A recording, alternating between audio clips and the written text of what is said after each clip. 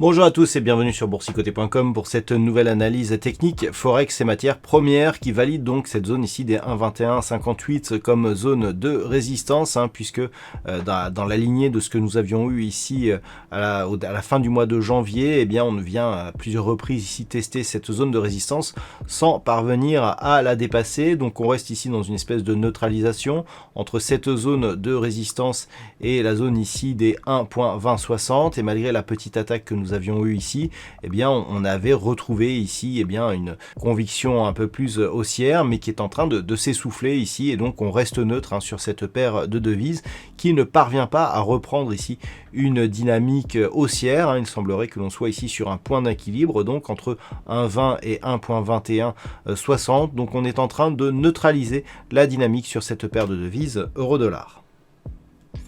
Et puis sur la livre sterling, eh bien on valide le fait que la zone des 1.4085 était une zone majeure. Hier, je vous présentais ici la possibilité donc de casser ici cette zone qui avait été résistance, zone des 1.4085. Je vous indiquais que c'était une zone historique. Eh bien on en a la confirmation, puisque suite à cette cassure, on a eu une forte hausse de la volatilité, notamment cette nuit, ici sur la paire de devises livre sterling contre dollar américain, qui s'est depuis consolidé. Alors lorsque l'on se rapproche un petit peu de cette configuration, on voit très clairement que la zone des 1,4085 ici a servi ici de résistance à une progression du mouvement haussier. On a eu cette cassure ici, temporisation, et tout de suite une envolée. Et donc cette envolée ici, elle s'est tout de suite calmée et on est venu consolider. Mais la consolidation, lorsqu'on la regarde ici en unité de temps 4 heures, eh bien elle ne fait que confirmer que cette ancienne résistance des 1,4085 se transforme en support, et on est venu ici aussi valider un contact avec un quasi-contact, oserais-je dire, avec la moyenne mobile 20 exponentielle. Et donc les cours se stabilisent autour des 1.41200. Alors pour replacer le contexte, je vous rappelle que d'un point de vue hebdomadaire, nous sommes ici sur des cassures de niveaux historiques, puisque ce sont des niveaux qui n'avaient plus été vus depuis 2018, et que l'on est en train ici de s'acheminer vers la zone des 1,4340, qui est le point haut ici qui avait été marqué sur cette phase en 2018 et précédemment. Pour retrouver des cotations antérieures, il faut retourner en 2016. Donc c'est dire si on a ici des niveaux qui sont des niveaux tels qu'ils étaient avant le vote du Brexit. Donc c'est dire si ces niveaux ici historiquement sont importants.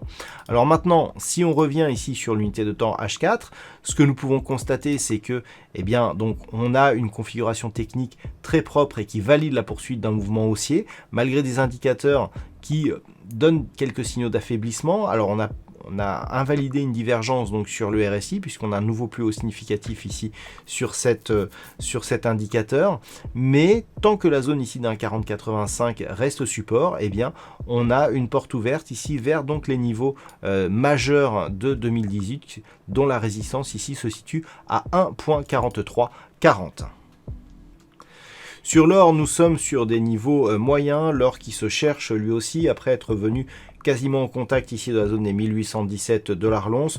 On revient ici sur ce qui était une ancienne résistance sur toute cette phase et qui se transforme désormais en support, puisque nous avons donc sur ce mouvement des cours qui reviennent au contact des 1786 $ l'once et qui rebondissent pour s'équilibrer ici sur des niveaux proches des 1800 $ l'once. Donc d'un point de vue je dirais un peu plus long terme, on était ici sur une phase de consolidation sur l'or dans un mouvement global de baisse suite à l'inscription de nouveaux records lors de l'été 2020, et pour l'instant il n'y a pas de conviction forte. On sait que l'or est notamment perturbé par les variations du dollar actuellement, donc on peut ici avoir quelques évolutions, mais il semblerait que l'on soit autour d'un point d'équilibre et donc d'une neutralisation moyen terme sur le métal jaune autour des 1800 $ l'once.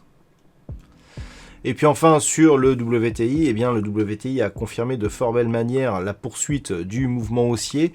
Hier je vous indiquais de nouveaux plus hauts significatifs ici de tendance court terme et moyen terme. Regardez la configuration technique, ici on est vraiment revenu valider la zone des 61 $ le baril comme zone de support.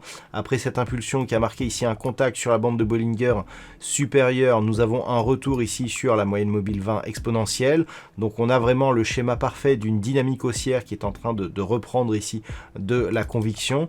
Et donc suite à ce contact sur cette double zone, donc zone horizontale et moyenne mobile 20 exponentielle, eh bien on a une nouvelle impulsion qui, même si elle ne vient pas marquer un contact sur la bande de Bollinger supérieure, eh bien nous inscrit un nouveau point haut significatif de tendance. Donc globalement, on reste ici dans un signal de poursuite suite à cette impulsion ici qui était partie d'un retour sur la zone des 34,60, mais qui d'un point de vue plus global fait suite au retournement qu'avait connu le WTI suite à son pic bas ici du mois de mars de l'année dernière. Donc on est ici sur un retour. On voit que le retour, comme escompté, se fait dans la zone de range 51,66,50, et c'est cette zone 66,50 qui fait désormais figure d'objectif. Donc lorsque l'on revient ici sur une vue en 4 heures, eh bien tant que la zone ici des 61 $ le baril reste support, eh bien c'est bien cet objectif ici des 66,50 que semble viser le WTI actuellement. Voilà donc ce que l'on peut dire sur cette configuration technique Forex et matières premières. Je vous souhaite une bonne soirée et on se retrouve dès demain pour d'autres analyses techniques, toujours sur le site boursicoté.com.